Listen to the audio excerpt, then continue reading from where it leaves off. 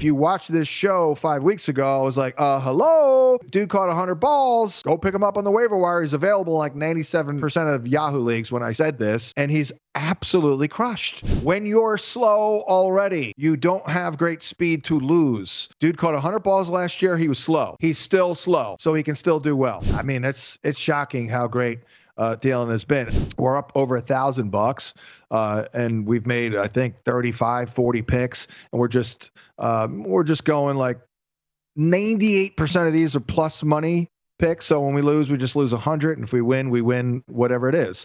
So let's start with Adam Thielen. I don't know why I didn't go there last week. Well, actually, I do. It was not the greatest schematic matchup against zone because he's actually very good against man. So I laid off of it and regretted it because he had 2 touchdowns and he's got 5 grabs in 5 straight games. He's at 51 receiving yards in 5 of 6 games.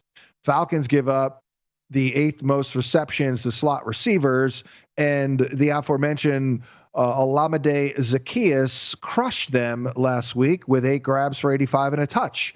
So Bryce Young is probably throwing a touchdown. I mean, my gut feeling is that Xavier Legette might get there, but Adam Thielen at plus 170 is, I mean, that's pretty good considering like he's been the man. And by the way, the Falcons also give up the 2nd most passing touchdowns per game, which bodes well, of course. And I mean, it's shocking how great Thielen has been. I was even all over it, and I'm still shocked.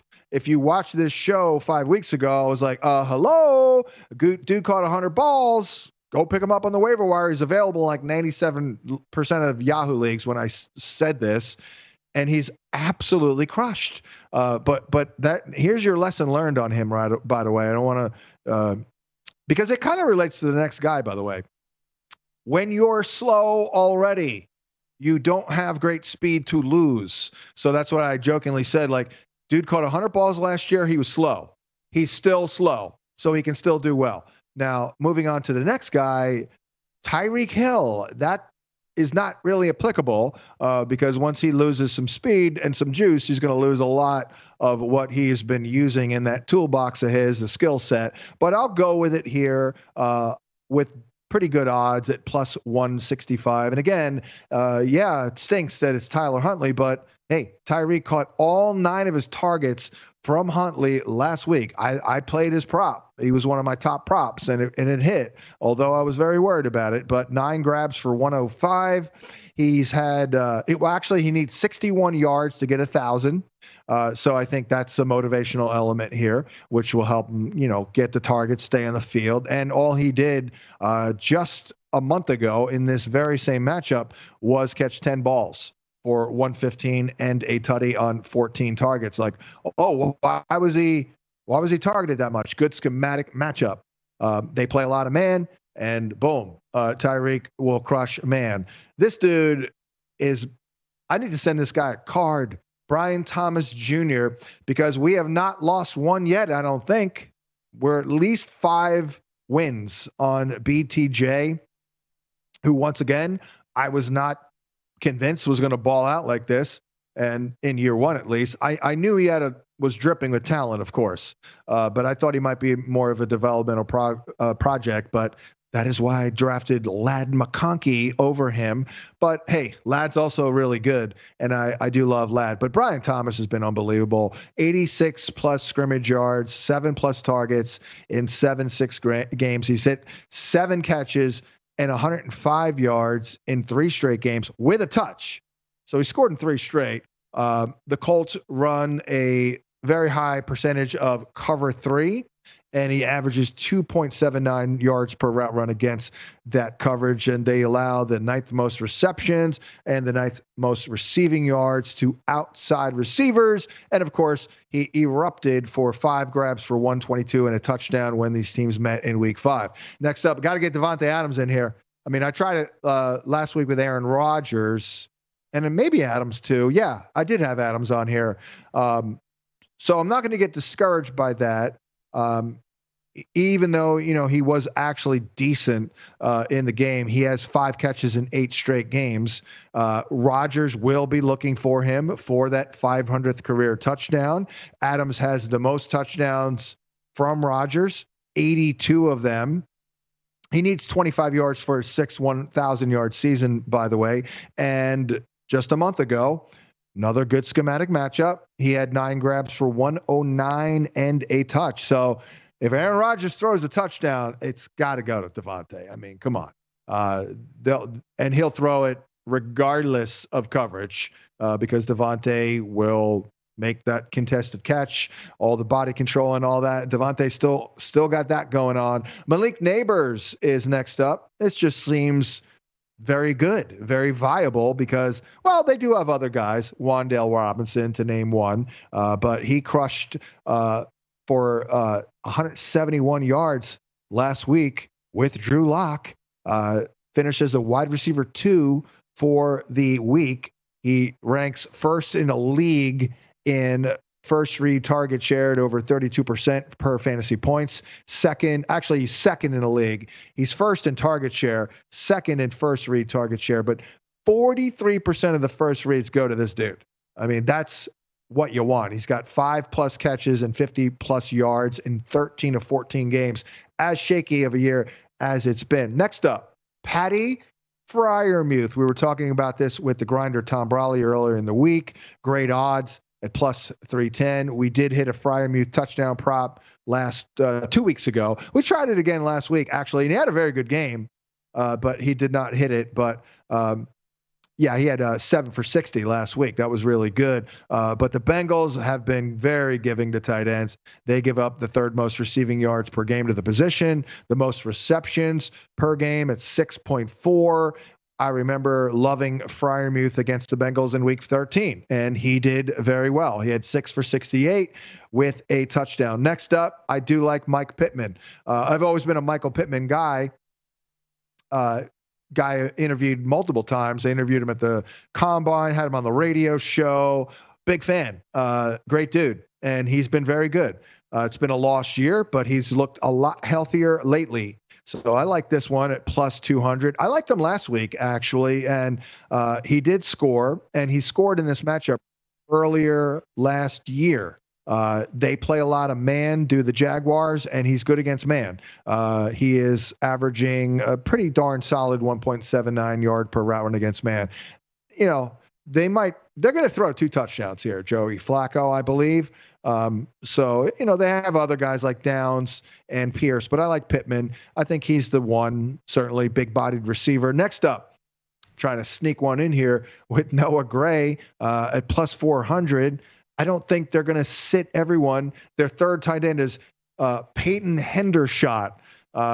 Maybe he scores, but Noah Gray, I think, is a guy who'll play. You can't sit everybody. So I like this. They give up 5.7 catches a game to tight ends in their last 4. Mike Gesicki just last week caught 10 balls for 86 yards on 12 targets. And I remember I think it was 3-4 weeks ago, David Njoku in this very same matchup scored 2 tutties and had 17 targets. Next up, Will Shipley. I love Will Shipley. Very good player out of Clemson. And I do believe that Kenny Gainwell is too valuable to use. And I know there's some people in the Philadelphia area who agree with me. So I like Shipley to get 15 touches. And then Olamide Zaccheaus, as I had mentioned, plus 250. I like this one. And again, he is going to see Booth at corner as Deron Bland will shadow Terry McLaurin. And that is a guy that teams pick on. Booth, the corner, giving up 0.71 fantasy points per route run. Like the studs in the league give up like 0.20.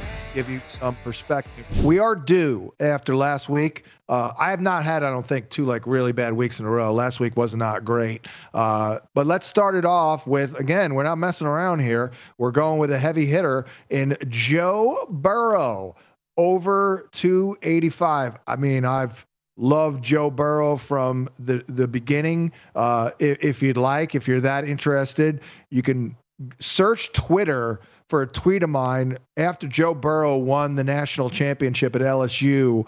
I tweeted him like, he's the next Tom Brady. And people were like, oh, here we go. But I wasn't really that wrong because he's kind of an old soul. He's a pocket passer. He's awesome. I mean, I saw true greatness in Joe Burrow at LSU, and we're still seeing it. And he's rolling these days, just putting up massive digits. 3+ touchdowns in 8 straight games, leading the NFL in attempts, passing yards, and passing touchdowns. The Steelers have been vulnerable. Burrow got them for 309/3.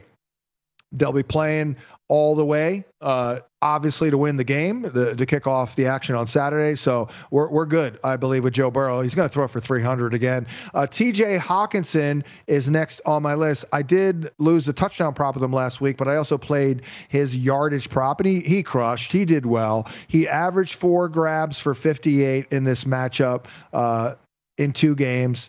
With a 14.5 YPR. This is last year because he didn't play in the first game this year. But look, we got an insane total here, 57 the last time I checked. So I think the Hawk alarm is going to be going off. That's my nickname for him. And he'll catch 5 balls, basically, at plus 105. Pretty good odds there as well. Jared Goff, see, again, I'm not messing around here. I'm going with this massive game with basically we'll probably get all overs. Jared Goff is absolutely crushing. He's average in this matchup, by the way, a 77% completion rate and 8.8 YPA. They give up to the Vikings 285 per game. And since David Montgomery went down and they had some defensive injuries, he's actually throwing the ball. He's now attempted 32 passes in 6 straight games. And he only did that once in the first 10 games. So we're in on Jared Goff to hit 275 yards. We're also in on Zay Flowers. Great schematic matchup.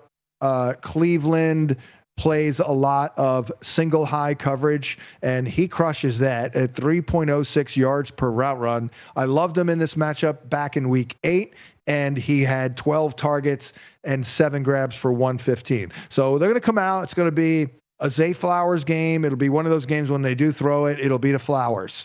Then, of course, Derrick Henry's going to run the rock. And I also, for what it's worth, like Mark Andrews in this game, probably going to score again. I didn't play the touchdown prop. I thought the odds were not great, but definitely looks like a Zay Flowers game here for the Baltimore Ravens. Next up, I'm going to go DK Metcalf. He is 61 yards shy of 1,000 yards.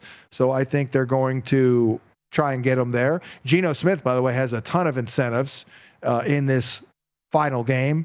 I think he can make himself up to like $2 million. The Rams run a lot of cover 3, and DK does very well against cover 3 at 2.21 yards per route run. And the Rams, of course, they're going to be resting guys, and they have been a perimeter funnel all year long. Next up, Patty Freiermuth, yet another great matchup here for Freiermuth, who got them Cincy back in week 13 for 6 grabs for 88 with a touchdown on only 7 targets. Did like him a lot last week, played the prop last week, and he did very well. 7 grabs for 60 on 8 targets. And he's got 3+ catches in 6 straight games. So I feel pretty decent about him there at 34.5. We're going to go a little weird here with Jalen Naylor, the slot receiver for the Minnesota Vikings, who did get the Lions for 4 catches for 76 yards last time out. And he had a big game last week. And I went back and I looked, and Detroit has been a little sus covering the slot lately. In fact, Naylor got him. We also had Keenan Allen got him good just a week ago. We also had Shakir got him good. So this is seemingly too good to be true. But Jalen Naylor in the highest total of the game, highest game total of the week, is going to hit 13 damn yards. And then we've got 2 more, and then a best bet for the weekend. And the best bet, by the way, undefeated with this player, including this past week. But we have Bo Nix next up at 20.5 rushing yards. Over that, in his last 3, he's had 7 for 21, 3 for 25, 8 for 23. Kansas City is going to rest some key defensive players.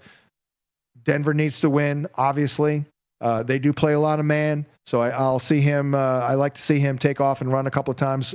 I think he will. Maybe not design runs, but it'd be one of those things like real quick peek. Nope, nothing there. Let me tuck in a run. And then last but not least, Tyrone Tracy. I mean, this is just, it's a little weird, and maybe they're worried about the Eagles resting guys and it not being a higher scoring game. But, I mean, come on now. This guy is a former wide receiver, so I think he can go over 15.5 receiving yards. He's averaging 3 catches for 29 in his last 4.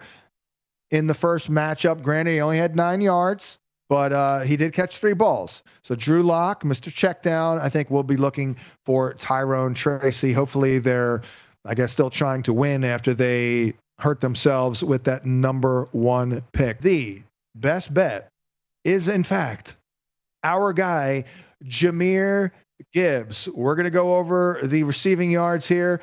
He has hit this prop quite often, 34.5.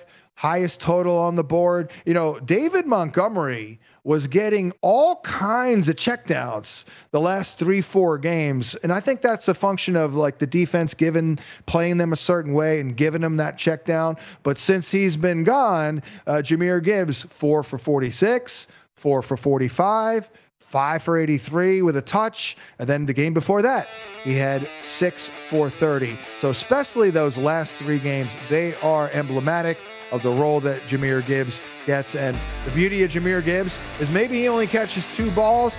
He can hit this on 2 catches. You are welcome. Good luck with all the plays in Week 18, and we'll catch you on Monday with another edition of Prop Points. Thanks for watching, but don't let the betting insights end here. If you want an extra edge this football season, you can get a month of VSiN Pro right now absolutely free. That means access to our betting insights, analysis, and tools like our betting splits at 0 cost to you. Click the link in the description to sign up.